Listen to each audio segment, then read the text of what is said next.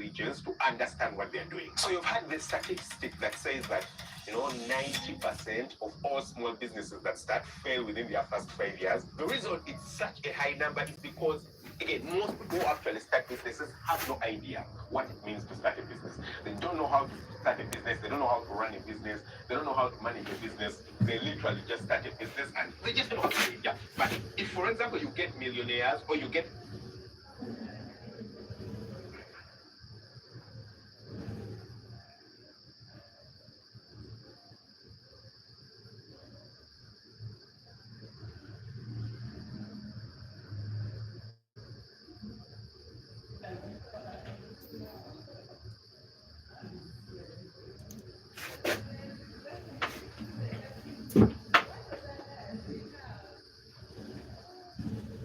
millionaires or you get people who are well rich to start businesses, people who have critical thinking, people who understand how to consider risk and weigh risk and understand it. Those kinds of people have much higher success rate. Yeah? And I mean, the average population just don't have great success rate because a lot of them just wake up and go into a business. They just wake up and go and start a business because they just don't know how to run a business. Yeah? So, same exact thing. Yeah? When you get into farming, the biggest percentage of people are going to fail because they just don't have the nerve to be able to take great decisions as a farmer. Yeah. Personally, I take a lot of decisions every day. So currently, being the kind of farmer that I am, I actually don't spend too much time like telecom, out there. I don't spend too much time selling houses. I don't spend a lot of time, doing the day-to-day activities of a farm. Yeah. But I actually do spend a lot of time doing the planning, doing the critical thinking, analyzing the reports, analyzing the checklists and things like that, and trying to think about them, and trying to say, how can I implement them better? How can I get better results out of them? How can I improve the performance of the farm? How can I improve the performance of the staff? How can I improve, it's all improving left, right, and center. How can I improve? Yeah? And the way that you do that is by, sitting down and critically thinking and, just thinking to get better, which honestly most people just can't. Most people just can't do that. And because of that, they're going to, sit down and say that farming is a terrible thing.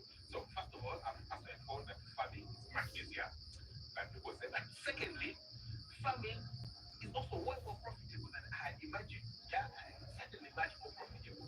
Also because, I mean, food is one of those very necessary things in the day-to-day lives of people. Yeah, so there are a lot of other things that people will not find a necessity, but food is one of those things that people will find a necessity in. And now, of course, I understand that considering that the barrier of entry into farming is quite low, you're going to have a bit of competition when you just come to farming. Yeah, so there are different types of businesses. There are the kinds of businesses where the barrier to entry is quite high. For example, if you want to get into airline business, I mean, the barrier to entry is quite high because very few people can even afford even hire an aeroplane. Yeah. So forget about buying. Even if you think about just hiring 5 aeroplanes and start an airline business, it's very unlikely that there are very few people who are able to do that. Yeah.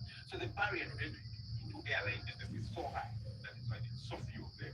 That's why a lot of them are run by governments or things like that. The others are run by very rich people or coalitions of people that put their money together to do that. When it does come sometimes to businesses like agriculture, the barrier to entry is very low because what you usually need is land. And of course, land is also becoming a hard thing to get. So with time, it's going to become much harder. For example, in the Western countries, if you're living like the US or the UK, you actually have to have a lot of money to start a farm because you're going to need a lot of land. But here in Africa, a lot of people still have ancestral land, and I mean, they are on land that they just inherited, they didn't buy, and things like that. So the barrier to entry is much lower. A lot of people can, and also the land is not as expensive as in some other countries. So a lot of people can actually get into farming business and start. And once you've got land, the next other thing you just need is seeds. Just seeds. You understand? Maybe a cow or two cows, and you're done. So that means that the barrier to entry is very low. So because of that, there's a lot of competition. And so that increases your chances for success as a farmer. If you can just concentrate and try to do it well, yeah, it increases your chances of success. So yes, a final word of encouragement to someone outside there who wants to start a farm. I want to tell you that actually 100% a viable business. You can actually make things happen. You can get proper money from farming. You don't need to worry about it. Yeah? It's actually a very life, I never have to wake up